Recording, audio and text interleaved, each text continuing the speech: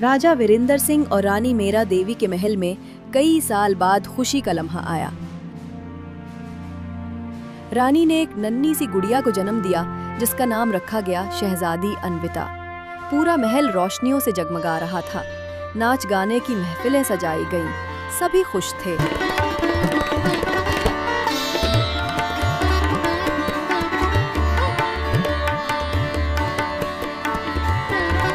लेकिन खुशी के इसी लम्हे महल का राज नजूमी आया।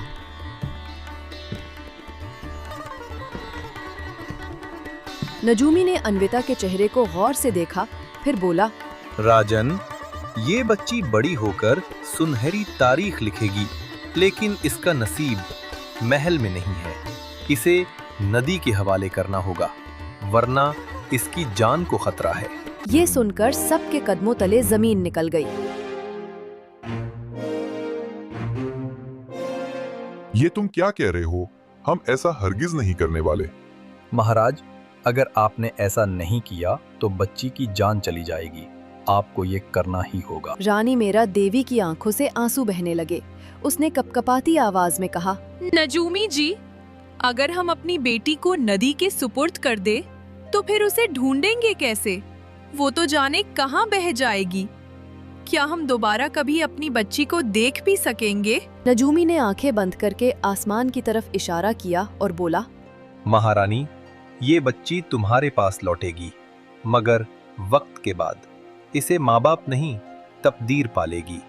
नदी इसे वहां पहुंचाएगी जहां इसका नसीब लिखा है। रानी ने रोते हुए पूछा, पर क्या वो हमें पहचानेगी? क्या वो हमें अपनी माँ बाप मानेगी? मोहब्बत का रिश्ता कभी टूटता नहीं। जब वक्त आएगा तो वो तुम्हारे दिल की पुकार पहचान लेगी। बस अब आपको भरोसा रखना होगा। रानी मेरा निढाल होकर अपनी बेटी को सीने से लगाकर रोने लगी, मगर तकदीर के खौफ ने आखिरकार उसे मजबूर कर दिया। रात के वक्त शहजादी अनुविता को एक टोकरी में डाला गया और नदी के हवाले कर दिया गया। नदी की मौजें टोकरी को आहिस्ता आहिस्ता बहा ले गईं।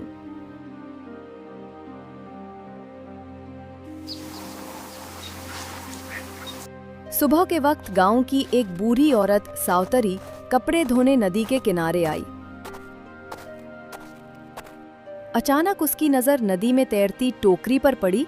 अंदर एक नन्ही सी बच्ची थी, बिल्कुल गुलाब की तरह नाजुक। अरे, ये बच्ची किसकी है?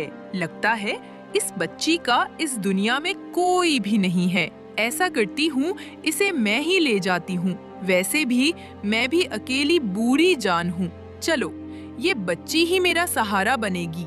यूं शहजादी अन्विता गांव की एक झोपड़ी में परवरिश पाने लगी, अपनी असल पहचान से बेखबर।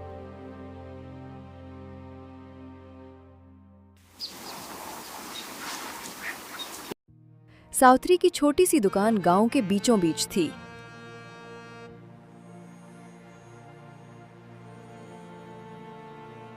अन्विता अब बड़ी हो चुकी थी।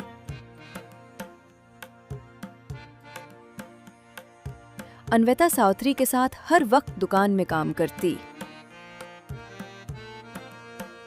कभी ग्राहकों को आवाज लगाती, गरम गरम समोसे ले लो भैया, मीठी जलेबी ले लो दीदी। मेरी दादी की दुकान के समोसे मजेदार। एक बार खाओगे बार बार मांगोगे। सावत्री मुस्कुरा कर कहती, बेटी, तेरी आवाज सुन के तो दूर से लोग खिंचे चले आते हैं। उसी वक्त एक किसान अपनी बीवी के साथ आया। किसान बोला, सावत्री माँ, तुम्हारे पोती के हाथ का जायका ही अलग है, जैसे शहजादी ने बनाया हो। चाचा, आप भी ना बस, मैं तो दादी का हाथ बटाती हूँ। गांव के बच्चे भी इकट्ठे हुए।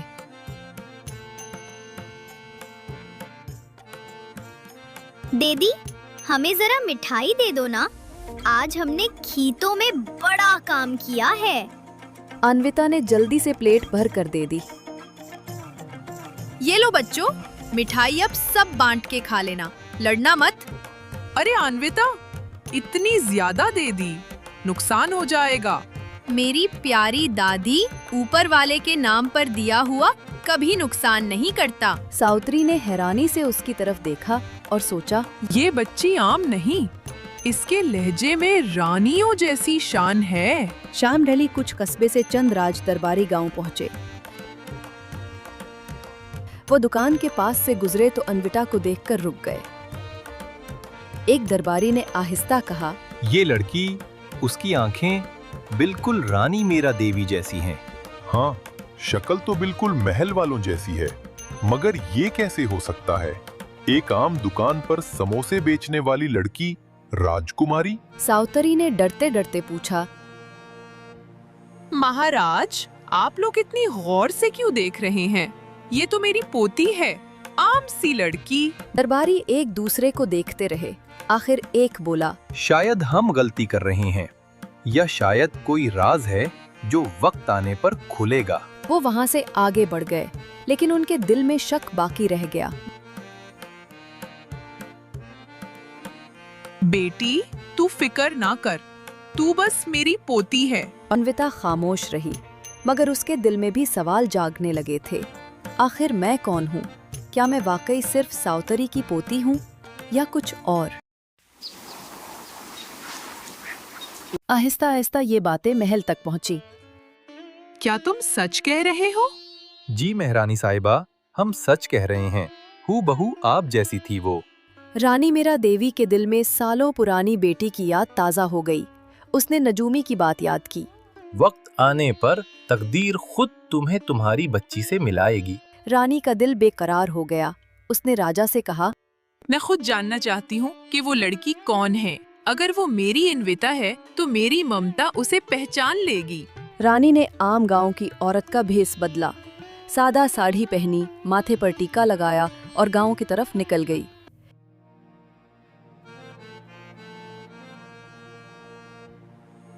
जब वो सावित्री की दुकान पर पहुंची तो अन्विता समोसे तल रही थी। रानी की आंखें नम हो गईं। उसने खुद को काबू में रखा और आगे बढ़कर कहा, बेटी, जरा एक प्लेट समोसे देना। अन्विता ने हंसते हुए कहा, हाँ माँ जी, अभी लाई। लेकिन आप पहली बार आई है ना? कहाँ से आई हो? हाँ बेटी, मैं दूर से आई हूँ। बस तेरी मुस्कुराहट देखकर रुक गई। सावित्री ने मुस्कुराकर कहा, मेरी पोती है ये, ऊपर वाले का दिया हुआ तोहफा। देखो कैसे हर एक के दिल में जगह बना लेती है। रानी ने अन्विता की आंखों में झांका। उसे अपनी ही झलक नजर आई। दिल चीख चीख कर कह रहा था, यही मेरी बच्ची है, मगर इसने खामोश रहना बेहतर समझा। अन्विता ने समोसे की प्लेट बढ़ाते हुए कहा, माँ जी, जरा एहतियात से खाना, ये गरम है। रानी के हाथ कांप गए। उसकी आंखों में आंसू आ गए। उसने आहिस्ता से कहा, बेटी, तेरे लहजे में न जाने क्यों एक अपनापन है। अन्विता ने चूक कर पूछा, क्या मतलब? कुछ नहीं, बस यूं ही लगा। सावित्री ने फख्र से कहा, ये लड़की आम नहीं है। कभी कभी मुझे भी लगता है ऊपर वाले ने इसे खास मकसद के लिए भेजा है। रानी ने दिल ही दिल में कहा, हाँ सावित्री माँ, ये खास है क्योंकि ये मेरी अन्विता है। वो खामोशी से दुकान से चल दी, मगर जाते जाते पीछे मुड़कर एक बार फिर अपनी बेटी को देखती रही। रानी मीरा देवी महल वापस पहुंची तो रात भर सो न सकी। उसकी आंखों के सामने बार बार अन्विता का चेहरा आता रहा। नजूमी की आवाज कानों में गूंजती रही, ये बच्ची वक्त आने पर खुद अपनी पहचान दिला देगी। रानी ने अपने खजांची से कहा, वो झूला कहाँ है जिसमें हमने अपनी बेटी को नदी के हवाले किया था? महारानी जी, वो झूला और उसके कपड़े तो हमने खजाने में महफूज रखे हैं। जाओ और उन्हें अभी लेकर आओ। झूले का वो पुराना कपड़ा जिस पर रानी ने अपनी बेटी का नाम अन्विता कढ़ाई से लिखवाया था, सामने आया। रानी आंखों में आंसू भरकर बोली, यही वो निशानी है जो मेरी ममता को सच साबित करेगी। अगले दिन वो फिर सावित्री की दुकान पर पहुंची, उसी सादा भेस में। रानी ने करीब आकर कहा, बेटी, मैं तेरे लिए एक तोहफा लाई हूँ। मेरे लिए? लेकिन आप तो कल ही पहली बार आई थी। रानी ने अन्विता को वो रुमाल दिया। वो चूक कर बोली, ये ये नाम तो मेरा है, लेकिन ये पुराना कपड़ा आपके पास कहाँ से आया? साउतरी भी हैरान होकर देखने लगी। ये तो अजब बात है, मैंने तो इसे कभी ऐसा कपड़ा नहीं दिया। रानी की आंखों में आंसू आ गए, रोते हुए बोली, बेटी, ये कपड़ा तेरे झूले का है, वही झूला जो बरसों पहले नदी में बहाया गया था। क्या मतलब? आप कौन हैं? मैं तेरी माँ हूँ और राजमहल की रानी। साउतरी हैरत से बोली, ये क्या सच है? मेरी पोती दरअसल राजकुमारी है। अन्विता ने रोते हुए कहा, क्या मैं वाकई राजकुमारी अन्विता हूँ? हाँ बेटी, तू ही वो रोशनी है जिसे तकदीर ने हमसे दूर किया था। ए ऊपर वाले, ये कैसा खेल है? जो बच्ची बरसों मेरी सांसों का सहारा बनी, आज अपनी असल माँ को मिल गई। रानी अन्विता को महल लेकर पहुंची। पूरा महल रोशनियों से जगमगा रहा था। पूरे महल में खुशी का समा था। सिपाही जोर से नारे लगा रहे थे, राजकुमारी अन्विता की राजकुमारी जय हो। राजकुमारी जय हो। अनुवेता की जय हो। राजा की आंखों से बरसों का सब्र टूटकर आंसुओं की सूरत बह जाता है, लेकिन अन्विता की नजरें सिर्फ एक हस्ती को ढूंढ रही थी, साउतरी दादी। अन्विता ने रोते हुए रानी से कहा, माँ, अगर आज मैं जिंदा हूँ तो सिर्फ साउतरी दादी की वजह से। उन्होंने मुझे पाला, भूख से बचाया, मोहब्बत दी। अगर वो ना होती तो मैं कभी आप तक नहीं पहुँचती। रानी मैरा ने सबके सामने कहा, साउतरी सिर्फ एक आम औरत नहीं, बल्कि हमारी बेटी की दूसरी माँ है। आज से ये महल में हमारी माँ के दर्जे पर रहेंगी। राजा ने भी ऐलान किया, साउतरी को राजमहल में वही इज्जत मिलेगी जो मेरी अपनी माँ को हासिल है। उनके बगैर हमारी बेटी का बचपन अधूरा रहता। साउतरी की आंखों में आंसू थे, लेकिन दिल मुतमईन था। वो बोली, मैं तो बस ऊपर वाले की दी हुई अमानत संभाल रही थी। अब ये अपनी असली माँ बाप को मिल गई, यही मेरा सबसे बड़ा इनाम है। नहीं दादी, आप हमेशा मेरे साथ रहेंगी। ये महल आपका घर है और मैं आपको कभी अकेला नहीं छोड़ूंगी। साउतरी, जो कभी गांव की एक छोटी सी दुकान पर समोसे और मिठाइयाँ बेचा करती थी, आज राजकुमारी की माँ के दर्जे पर इज्जत पा चुकी थी। अगर आपको ये कहानी अच्छी लगी तो प्लीज हमारी कहानी को लाइक कर दें, अपने दोस्तों के साथ शेयर करें और नई नई सबकआमोज़ कहानियाँ सुनने के लिए हमारे चैनल को सब्सक्राइब करके घंटी भी दबा दें, क्योंकि अगली कहानी भी बहुत मजे की होने वाली है।